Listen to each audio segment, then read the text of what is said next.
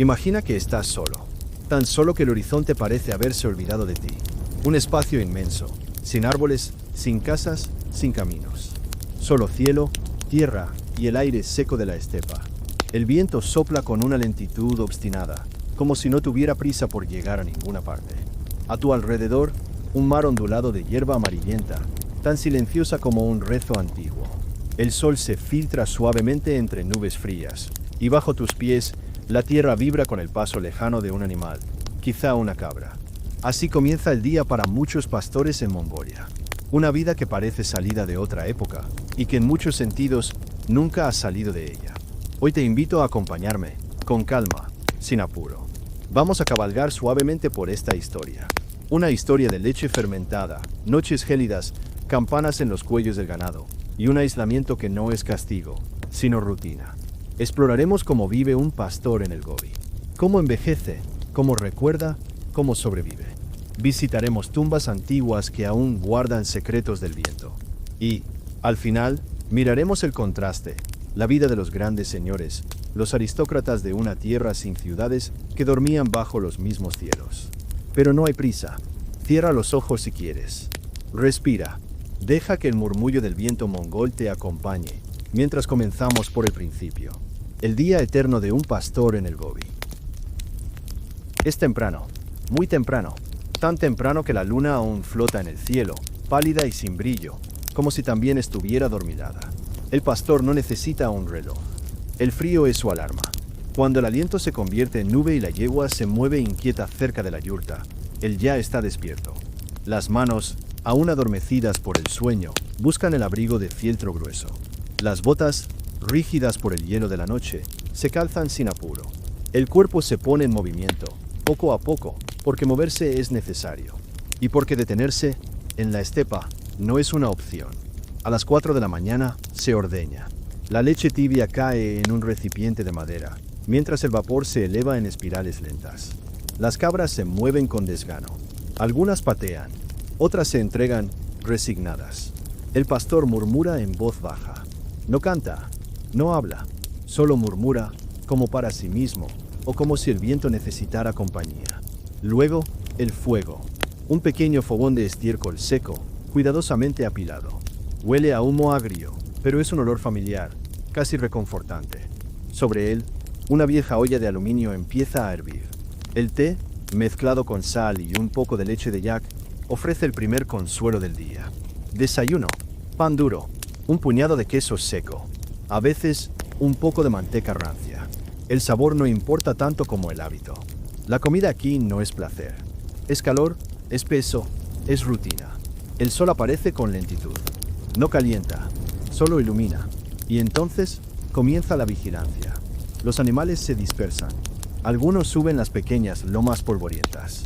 Otros bajan hacia donde la tierra promete algo de pasto. El pastor sigue a caballo, con la espalda curva, los ojos entrecerrados, el lazo en la mano. La soledad no se nota, porque es constante, y lo constante deja de sentirse. A veces hay visitas, un vecino lejano, un familiar de otro valle, un mercader que pasa con pieles, aceite o sal. Pero la mayor parte del tiempo solo están los animales, el viento y el cielo. El mediodía es silencioso. No hay sombra donde descansar. Se come junto a los caballos, a veces sobre la montura, a veces sobre una piedra. Las tardes son largas. El viento se levanta más fuerte. Las nubes viajan deprisa. El rebaño se dispersa más de la cuenta. Y el pastor debe silbar, gritar, agitar el lazo en el aire. Pero nunca se enfada, porque en la estepa el enfado se gasta inútilmente. La caída del sol es lenta, dorada, hermosa, pero indiferente. Los animales regresan por instinto. La yurta huele a lana húmeda y cuero. La cena se parece al desayuno. Quizá un poco más de té. Quizá carne seca, cortada con cuchillo sin afilar. Luego, el pastor entra a la yurta. El fuego se aviva por última vez. Las mantas son pesadas, olorosas. Los animales duermen cerca, casi al lado. A veces dentro. La noche no es silencio. Es crujido, es respiración, es algún lobo lejano. Y el sueño llega, no como descanso, sino como pausa. Porque en el Gobi, el día no termina nunca. Solo se repite, una y otra vez. Como el viento. como la leche tibia, como el murmullo en la oscuridad. Imagina ahora que el pastor que ha seguido desde el amanecer no es joven. Su espalda está curvada, no por el peso del tiempo, sino por el peso de la costumbre. Sus manos tiemblan ligeramente al cerrar la puerta de su yurta. Su nombre es Dabadorf, un nombre que en mongol quiere decir guardián de la paz. Tiene más de 80 años, aunque nadie lleva la cuenta con precisión. No hay registros escritos, solo recuerdos, y en la estepa, los recuerdos también se desgastan con el viento. Dabadorf vive solo. Su yurta está más lejos que las otras, más lejos incluso que las rutas del ganado. Los más jóvenes del valle le llevan sal o harina cada cierto tiempo cuando se acuerdan. Él agradece con un gesto de cabeza, ofrece un cuenco de airad, leche de yegua fermentada, y luego vuelve a mirar el horizonte. No siempre fue así. Hubo un tiempo en que la estepa estaba llena de voces. La suya era una familia extensa, tíos, primos, nietos y hasta un cuñado con fama de contar buenas historias junto al fuego. Montaban juntos, acampaban juntos, criaban cabras y caballos como si fuera un arte. Pero los inviernos llegaron más fríos y las oportunidades más lejos. Uno a uno, los hijos se fueron a la ciudad, a Ulan Bate, donde hay calefacción, trabajo estable y supermercados. El gobierno les ofreció apartamentos. Los nietos aprendieron ruso, luego chino, algunos inglés. Dabadorf no fue. Dijo que la yurta no se desmonta con prisa, y nunca la desmontó. Durante los años del socialismo, la vida de los pastores cambió, pero no tanto como se pensaba. El Estado colectivizó el ganado, sí, pero aún había que levantarse temprano, aún había que cabalgar. Solo que ahora se reportaba el conteo al funcionario local. Había radios pequeñas, entregadas por el partido. Dabadorf recuerda una, que colgaba del poste central de la yurta, alimentada por una batería gorda y pesada. Se escuchaban discursos, música militar y a veces canciones rusas. Él no entendía todo, pero el sonido lo acompañaba. Cuando cayó la Unión Soviética, también cayó la estructura que sostenía las caravanas de suministros. La leche se volvió más ácida, el pan más escaso, pero la yurta siguió allí. Y Dabadorf también. A veces se sienta en una roca cercana, desde donde puede ver su propio rebaño disperso. Los caballos son más viejos, como él. A uno lo llama Tomor, que significa hierro. A otro, simplemente el blanco. Y hay uno más, el más joven, que aún no tiene nombre. Cuando lo merezca, dice él. En su yurta cuelgan objetos antiguos. Un lazo trenzado por su padre. Un cuchillo con mango de asta. Un fieltro bordado por su madre, ya desgastado por el humo y los años. También conserva una fotografía en blanco y negro. Está enmarcada en un plástico amarillento, sujeto con una cuerda. Allí están su esposa, sus 3 hijos y él, con menos arrugas, pero la misma mirada. Ella murió hace muchos inviernos, enterrada en una tumba sencilla, marcada por piedras blancas. No hay lápida, solo un rezo silencioso que Dabadorf repite cuando pasa cerca. A veces habla solo, no porque haya perdido la razón, sino porque en la estepa, hablar con el viento es una forma de no desaparecer del todo. Él dice que el silencio también tiene palabras, que los caballos escuchan, que los perros entienden, y en las noches más frías se envuelve en sus mantas y sueña que cabalga con su padre, entre nubes de polvo, siguiendo un río que ya no existe. Dicen que es el último de su clan, pero él no lo dice. Él solo vive, ordeña, cabizbajo, vigila el horizonte. Y cuando llega la primavera, espera que alguna cría nazca fuerte, porque en su silencio, Dabadorf guarda una certeza tranquila. La estepa siempre ha pertenecido a los que resisten, y él aún está aquí, no por orgullo, sino por costumbre, una costumbre que ya nadie enseña, pero que, de alguna manera, sigue viva en el sonido del viento, en el olor del cuero y en el paso cansado de un caballo viejo. La estepa mongola es vasta, callada y engañosa. A simple vista, parece vacía. Una llanura interminable donde la mirada se pierde y no encuentra descanso. Pero bajo sus suelos polvorientos hay secretos. Memorias antiguas, enterradas con cuidado. Rituales que no dejaron templos, ni esculturas, ni ciudades. Pero sí dejaron huellas en la tierra. Imagínate caminando por una colina suave, cubierta de hierba seca. El viento sopla bajo y constante. No hay árboles ni caminos. Solo tú, el sol tibio en la espalda y un leve crujido bajo las botas. Ese crujido puede ser algo más que tierra. Puede ser la entrada, muy hundida, de una tumba milenaria. Los arqueólogos que han trabajado en Mongolia lo saben bien. Donde otros ven solo pasto y polvo, ellos han aprendido a leer señales casi invisibles. Un pequeño círculo de piedras, un cambio de color en el suelo, un montículo apenas perceptible. Así encontraron, no hace mucho, una tumba de la era Xiongnu, uno de los pueblos nómadas más antiguos de la región. Vivieron mucho antes que los mongoles de Genghis Khan, más de 2000 años atrás. Y aunque dejaron pocas palabras escritas, dejaron otra cosa. Tumbas profundas, cuidadas con esmero. Un tipo de arquitectura silenciosa, hecha no para ser vista, sino para durar en la oscuridad. Las tumbas reales eran complejas. Primero, una fosa profunda, a veces de más de 20 metros. Luego, una cámara de madera, hecha con troncos cuidadosamente alineados. En su interior, el cuerpo del jefe tribal. No solo el cuerpo, también su caballo favorito, sus armas, su ropa, comida seca, instrumentos musicales, objetos personales, como un peine de hueso, una vasija o un broche de bronce. Nada era lujoso al estilo europeo, pero todo tenía intención. Era una forma de asegurar que el jefe no cabalgaría solo en el otro mundo, y que la vida, aunque breve y dura, tendría una continuación, quizás en el lugar donde los vientos no duelen. Muchos de estos enterramientos fueron saqueados con el tiempo, pero otros, los más escondidos, han permanecido intactos durante siglos, cubiertos por tierra movediza, raíces de arbustos y el olvido colectivo. Los arqueólogos trabajan despacio, no solo por precaución, sino por respeto. Cada hueso encontrado se limpia con pinceles de pelo fino. Cada objeto se fotografía, se mide, se envuelve, como si aún pudiera ofender al espíritu que duerme bajo tierra. Uno de los hallazgos más evocadores fue una tumba múltiple. En ella descansaban no solo un jefe tribal, sino también su esposa, 2 niños y 3 caballos.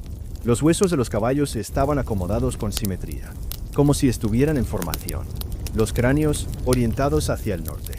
Las patas, dobladas con cuidado.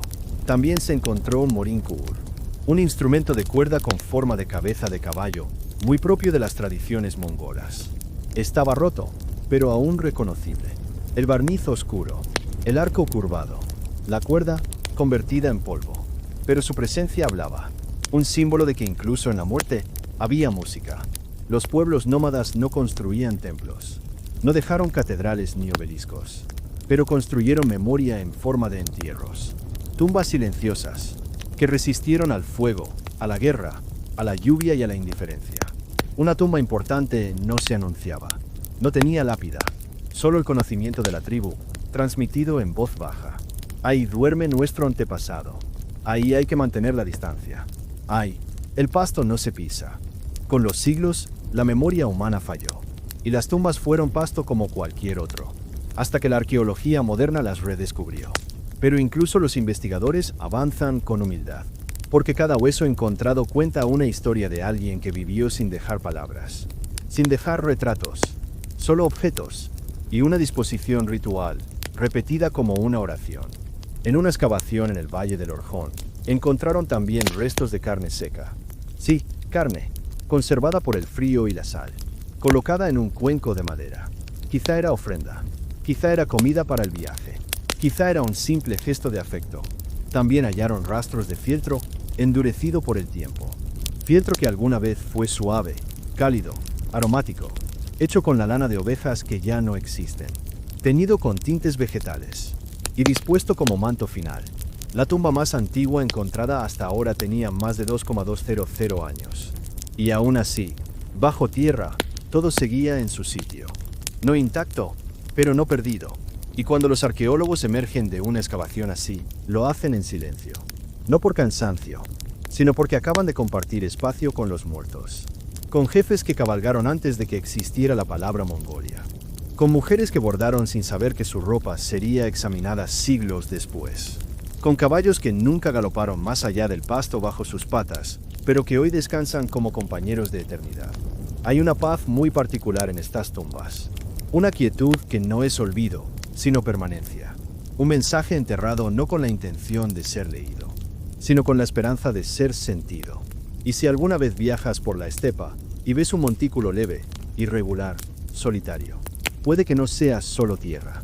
Puede que ahí, muy por debajo, duerma aún el eco de un tambor de guerra, o el aroma suave del cuero curtido, o los restos de un morín kuur que ya no suena, pero que alguna vez acompañó la voz de un anciano. Y ese anciano, quizás, te parezca familiar. Quizás tenía las manos de Davador, o la paciencia de un pastor que mira el horizonte sin esperar nada. Solo un poco más de viento, solo un poco más de tiempo.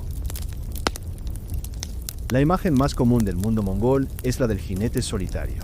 Un pastor con su delgado caballo, cruzando la estepa como si fuera agua. Pero hubo un tiempo en que no todos los mongoles dormían en yurtas modestas, ni comían pan duro y leche agria. Hubo quienes nacieron entre pieles suaves, comieron en cuencos de plata, y viajaron no con urgencia, sino con estilo. Eran los aristócratas del imperio, una clase de élite nómada, mezcla de guerreros, gobernantes y diplomáticos. Personas que vivían entre el lujo y el barro, porque el barro siempre estaba ahí. Imagina una gran yurta, enorme, circular, erigida no para moverse cada mes, sino para recibir emisarios. Afuera, el mismo polvo, el mismo viento que castiga las mejillas. Pero dentro, alfombras gruesas, cuerdas teñidas con añil, colgantes de jade, piedras traídas desde China, Persia o el Tíbet. Una estufa de hierro fundido, traqueteando con brasas, perfumando el aire con grasa de cordero y madera seca. Los líderes del imperio mongol, especialmente bajo Genghis Khan y sus sucesores, no renunciaron a sus costumbres nómadas, pero supieron decorarlas. Tenían caravanas enteras dedicadas al transporte de bienes de lujo, papel de arroz, jarras de cobre, alfileres de hueso tallado y hasta espejos de bronce, inusuales entre nómadas. Cada objeto no solo era útil, era un símbolo, una afirmación silenciosa de poder. Cuando el imperio se expandió, desde las estepas del norte hasta las costas de Corea y los jardines de Bagdad, también lo hizo el gusto de su aristocracia. Adoptaron textiles persas, incorporaron recetas chinas, contrataron escribas tibetanos, y sin embargo, seguían durmiendo en tiendas. Solo que esas tiendas tenían puertas doradas. Genghis Khan, según algunos relatos, prefería la vida austera. Comía con sus generales, montaba a caballo cada día y vestía con ropa sencilla. Pero sus herederos fueron más abiertos al lujo. Uno de sus nietos, Kublai Khan, el mismo que fascinó a Marco Polo, tenía un palacio de invierno en Sandu, conocido como Sanadu. Allí, los suelos eran de mármol. Las paredes estaban decoradas con paneles de laca y motivos florales. Y sin embargo, en medio del palacio, había una gran tienda de fieltro. Porque incluso en el poder, la tienda seguía siendo el corazón. Imagínalo, una aristocracia que vive con una pierna en el barro y la otra en la seda. Cabalgaban entre tormentas de polvo, pero dormían sobre cojines traídos de Samarcanda. Comían carne seca, pero también dulces de arroz y miel. Tomaban airar, pero también vino importado por comerciantes musulmanes. Había esclavos, por supuesto, y sirvientes, y capataces, y guardias. Muchos de los aristócratas eran analfabetos, pero no ignorantes. Memorizaban genealogías, canciones épicas, acuerdos políticos. Su conocimiento era oral, transmitido al calor de la tienda, entre cuentos y decisiones. Sus hijos eran educados por monjes o por antiguos sabios de las cortes extranjeras. Se enseñaba escritura uigur, y más adelante, caracteres chinos. El poder se aprendía en la silla de montar, pero también el pergamino. Y sin embargo, la aristocracia mongola siempre vivió con el peso del movimiento. No construyeron castillos fijos, no acumularon tesoros inmóviles, porque el lujo, como el ganado, debía moverse. Cada caravana aristocrática podía tener cientos de carros, conservas, libros, mantas, estatuillas religiosas, pequeños altares portátiles, todo cuidadosamente envuelto, todo listo para desmontarse, guardarse y avanzar con la próxima luna. Las mujeres de la élite jugaban un papel esencial. No solo eran esposas, muchas eran líderes, gestoras del hogar móvil, mediadoras entre clanes. Vestían ropas ricas en colores, rojo profundo, azul oscuro, dorado opaco, y llevaban tocados altos, a veces tan elaborados que parecían torres. Tenían sus cejas, perfuman el pelo con grasa animal y aceites de hierbas. Eran las verdaderas administradoras del lujo portátil. Y cuando llegaban las visitas, todo debía brillar. El cuero debía estar pulido, el fieltro limpio, el té preparado, la carne en su punto. No había banquetes como en Francia, pero sí había cortesía, abundancia y jerarquía. Lo curioso es que este lujo, aunque palpable, era efímero. No quedaba, todo se doblaba, se empaquetaba, se guardaba. No había tronos pesados, ni muros que durarían siglos. La nobleza mongola reinaba, desde la tela, desde la movilidad. Y cuando morían, como viste en el segmento anterior, no dejaban mausoleos gigantes, sino tumbas profundas, sencillas, escondidas. Así, incluso la muerte, el lujo era discreto. Un anillo, un cuchillo de mango de jade, un pañuelo bordado, y a veces solo un hueso envuelto en fieltro. El contraste con la vida del pastor es evidente, pero no total, porque incluso el aristócrata, con todo su boato, dependía del mismo ganado, del mismo viento, del mismo paso de las estaciones. No había reyes encerrados en fortalezas. Había jefes montados en caballos. Había canes que escribían decretos, sí, pero también cruzaban ríos helados, que firmaban tratados, pero también alimentaban a sus perros, que recibían embajadores, pero sabían cómo encender un fuego con estiércol seco. Esa es la paradoja de la aristocracia mongola, tan elevada y tan cerca del suelo, tan poderosa y tan pasajera, dueños de un imperio que cubría medio mundo, pero sin una ciudad que llevara su nombre en mármol. Hoy, los descendientes de esa nobleza siguen en Mongolia. Algunos son políticos, otros académicos, otros pastores como cualquier otro. Sus apellidos conservan cierta resonancia, pero la aristocracia ya no se mide por caravanas, ni por tocados altos, ni por vasijas de plata. Hoy, el lujo está en poder elegir quedarse, en tener una yurta cálida, un caballo fuerte, un recuerdo de un linaje que vivió entre el lujo y el barro, y que desapareció sin ruido, como una tienda que se desmonta al amanecer, y deja solo pasto aplastado y un silencio elegante. Y ahora, mientras el viento invisible de la historia se disipa, tal vez puedas cerrar los ojos e imaginar una última imagen, una llanura inmensa, silenciosa, iluminada por una luna tan delgada como un hilo de leche. Una yurta solitaria, su forma redonda recortada contra el cielo estrellado. Un caballo dormita, con la cabeza baja, su aliento visible en el aire helado. Y muy dentro de la tienda, un pastor envuelto en mantas ásperas, acompañado del suave crujir del fuego. Así es la estepa cuando todo calla. No tiene prisa, no guarda rencor, solo espera. Durante estas 2 horas, has viajado por caminos antiguos. Has caminado en silencio junto a hombres que nacieron para moverse. Has compartido una taza de leche agria, una historia al calor del estiércol encendido, y una noche sin paredes. La vida del pastor mongol, como ya sabes, no es romántica. Es cruda, repetitiva, exigente. Pero en esa crudeza hay una cierta belleza. Una rutina que no pide permiso. Un ritmo que no necesita relojes. Y una soledad que no es vacío, sino espacio. Espacio para pensar. Espacio para sobrevivir. Espacio para desaparecer en el horizonte sin que nadie pregunte por qué.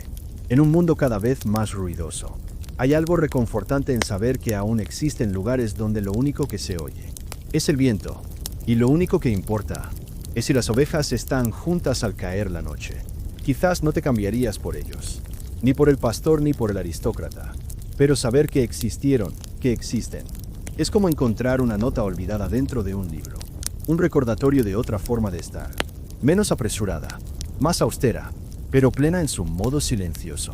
Así termina este viaje, sin fanfarria, sin aplausos, solo el eco de pasos en la nieve, el roce del fieltro al cerrarse la puerta de una yurta, y el crujido del cuero bajo el peso de una silla de montar que se guarda por la noche. Respira, imagina que estás allí, y duerme si quieres, porque la estepa, incluso en tu mente, también sabe guardar secretos. Buenas noches.